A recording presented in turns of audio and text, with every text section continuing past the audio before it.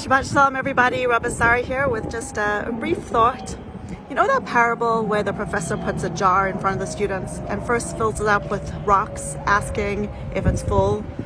When they say yes, he then adds pebbles and then sand. And the message is that we have to prioritize the big things, the important things in our lives, because if we filled it up first with sand, there wouldn't be room for the things that are most important.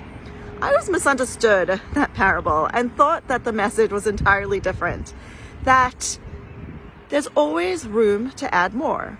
You add the rocks, but then there's more room to add the pebbles, and then the sand, and then water, and then air, and on and on. There's always room to add more. But perhaps that's not the right attitude. After all, Moshe says to the Jewish people, enough, don't bring me any more gold and silver and coins. We have reached our capacity for building the Mishkan. And so at in chapter 36, Pasuk 7, Moshe says that what they have bought, the malacha that they have bought, is dayam, it is sufficient. And then the Pasuk goes on to say that the work they have done is excessive. How can something both be sufficient and excessive? Or Chaim notices and asks our very question. He notices the paradox. How could something both be enough and too much all at once?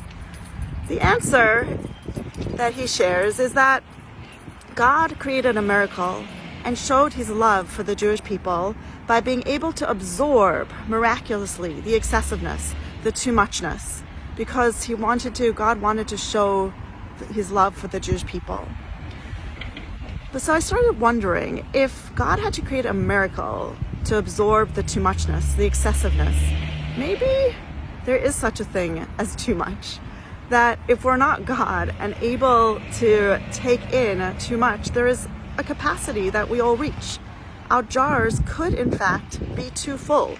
It's possible that there is probably at times no room to add more into our lives. I think about this message in our busy lives, in our busy world, when I try to keep adding and adding.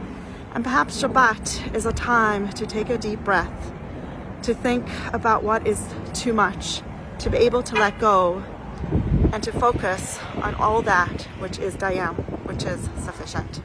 Shabbat Shalom.